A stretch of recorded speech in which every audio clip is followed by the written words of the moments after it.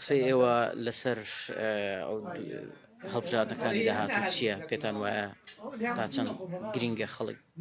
بەرەو دەنگدان بڕوات؟ خۆی لە هەڵبژاردەکان ڕابردوو خەڵک بایکۆتی کردووە حەقیشی بوو دەیزانی تەزویرە دەیزانی لە ژێر سای خیتابەکە ئەگە یەک کورسیش بین ئەمە هەر حکم دەکەین ئیتر خەڵک لەبەرچی بێتە دەنگدان بەڵام ئەوجارە بینترا یەک دوو هەڵبژاردنەکە ڕاستەقینە حیزبی دەسەڵات چی بەسەر هاتووە زۆر خراپ لە داهاتوودا ئەو گورزانەی کە میلەت بەبەردەسەڵاتی دێخی زۆر گەورەتر و فراوانتر و زیاترە ئەمە وەکو باسمان کرد حیزبی دەسەڵات حەق و ئەوەی خۆی چەند کورسیەکە بەڵام ئێستا کە ئەو دەنگە زۆری دەینێ هۆکارەکەی ئەوەیە کە هەم میلەت بایکۆتی کردووە تەزویر دەکە ئەو جارە ئەو مەجال و بوارە ننمایە لەبەر هەندێک ئەمە داوامان لە خەڵکی کردووە کە بێنە دەنگدان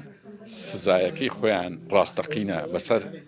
دەسەڵاتدا بچەسپێنن بە تاکید دەسەڵات دەنجی لە نیوەش زۆر کەمتر دەبتەوە ئەگەر تەواو بێن دەنگدان باشە پێشتر دەسەڵات بەو بە بڵێن ئەتوانین بڵێن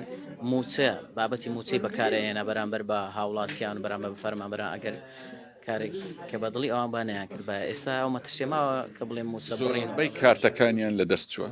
ئەو کارتانەی کە خەڵکیان پێتوە بەڕاستی خەڵکی کوردستان لەو چەندین ساڵی لە زیندانیەک بوو زیندانی گشتی و زیندانی تایبەتی هەریەکە چاودێریەکی زۆر لە ساقاڵچی و زۆر بەداخەوە دەسەڵاتێکی زۆر ناشیرن بەڕێکرا وا پێ دەچی ئەوە ئاخیر هەڵبژاردن بی کە حیزبی دەسەڵات بتوانی بۆ شێوازەی بەشداربی پێتوە بڕیاری ئەو بڕیارانەی کە بەغدادای ینی باس لەوە دەکرێت کە بڕیاری دیکە ماوە ئایا هیچ کارتێک ماوە کە بەغدا بەکاربێنێ بۆی ئێمە ئەگەر لە کۆنگرە سەحەفیەکان دانیشتنەکان گەلێک لە مێژە دەمانگۆ دەسەڵاتی کوردی خۆی تووشی هەندێک مەلەفی نێو دەوڵەتی و ئیقلیمی زۆر مەترسیدارکرد لی دەرناچی یەک لەوانە مەلەفی نەفت بوو ئەوەش سەرەتایە تازە 125 توش بووە هێشتا 170 سزایە گەورەکان بڕێوەیە بۆیە ئەم وا دەبینم ئەو گورزانەی لە داهاتوودا وە بەردەسەڵات دەکەی زۆر زۆر گەورەتر و فراوانترن لەوەی ڕابردوو دەتوانین پێمان بڵێ بەشێک لەو سزایانە چین ینی کە عێراق ئامادەی کرد نەک عێراق ئامادەی کردووە ئەم پێم وانە ئەو قسە دەقیق بیت پێم وایە مەسەن ئەوانەی کە سکاڵای کردیا خۆ هەمووی لە هەرێمی کوردستان چوینە ئەجێ دوایە خۆ هەر تەنها دادگای عێراق سزای نەداوە دادگای پاریس خۆ دادگای سەورە نییە خۆ دادگای ئەمریکا یان ئەو دادگای کە داناغاس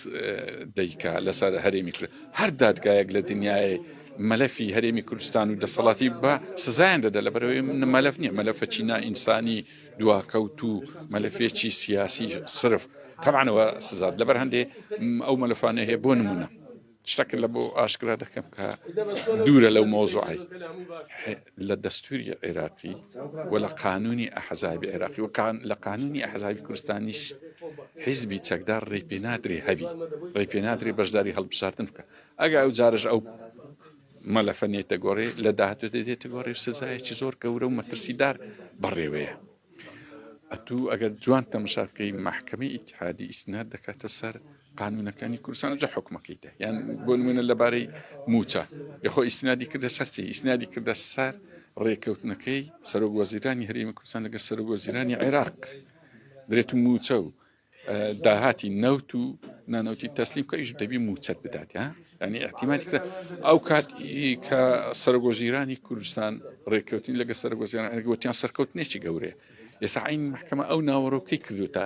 حکم کە دەبی جێبەجێ مادەم کردیتان ئێدرێن دادگای سەوری کەواتە بەڕاستی دەسەڵاتی کوردی خوێندنەوەشی لە بۆ واقع چ واقعی سیاسی چ واقعی قانونی چ واقعی دووەلی زۆر سەقەتە بەتاکید بۆ نمونە دەستگای ئاسایش لە دەستوری عێراقی جێی نییە لە دەسەڵاتی عێراقی نییە ڕەنگە خەڵکە بچیت سکاڵا بکە ڕاستن ئەمرێک دەردەچی حل دەبی ئەوانە هەموو لە پێش دەیان مەلەفی تریوا لە پێشەکە ئەوانی پێدەگوتی ئەستونگە ئەساسیەکانی دەسەڵات کە بە ناشەڕی دروستکرێ هەمووی دەکەوی یەک لە دوای یەک باشە سەردەمانێک کوردستان هەمیشە دەرگای واڵا بوو لە بۆ سەرکردە جیهانیەکان ئێستا ئەمە نابیندرێ و کارەکە چییە کۆمەڵێک دەوڵەت پاڵپشتی هەرێمی کوردستانیان دەکرد ئێستا و پاڵپشتێ نەما نزیکەی دە ساڵێک دەبی یەک راپۆرتی نێو دەوڵەتی ناتوە لە سەهرێمی کوردستان بە باشە بەڵام ئەوەی گورزی گەورە کە بە هەرێمی کوردستان کەوت لەو ڕووە سێچار گورز هەیە بەڵام لەو ڕۆی کە سوالەکەی دەکەی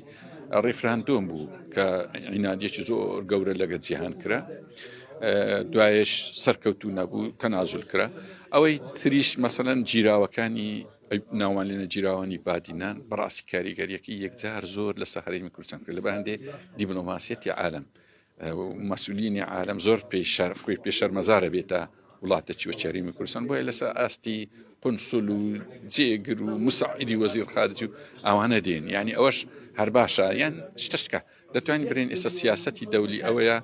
بەس هەرێم دەپارێزی بەڵام عیلاقی بەردەسەڵات نەمایە کەواتە هەڵبژارنی داهاتوو چارە نووسازە پێت وایە زۆر چارە نووسازە بەڕای من ئەو هەڵبژارنەی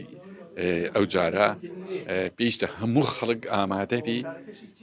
دەبی لێبوردەیەکی زۆر لە ناوە خۆ هەبی یەکگرتنەکی زۆر هەبی لە بینی حیزبەکانی دەرەوەی دەسەڵات و دەبی سنگ فراوان بن لەگە یەکتر بۆی گۆڕانکاریەکی کە زۆر زۆر پێویستە ئەو گۆڕانکاری بی ئەجینە هەرێمی کوردستان ڕەنگە نەمین بادوە پرسیار بێکەواتە ئەگەر بێت و لە داهاتوودا چەند حیزبێکی دادپەروەر حکومڕانی بکەن پێت وایە پێگەی هەرێم دەگەڕێتەوە بە تاکید زۆر زۆریش هەرێمی کوردستان ئەو بواری تێدایە مەجاڵی تێدایە کە مەسەلەن مادەی جێبەجێ بکە کەرکووک بجێڕیتەوە هێزەکانی تورکیا دەرکات دەستی ئێران ببڕی لە ناو هەرێمی کوردستان دەتوانی داهاتە چەوەندە زۆر هەیە نەک هەر میلەتی خۆی چەند میلەتی تر پێ بەخێو کە ئەوانە هەموو مەجال هەیە ئەگەر دەسەڵاتی کوردی بکرێتە دەستێکی ئەمین و شارەزا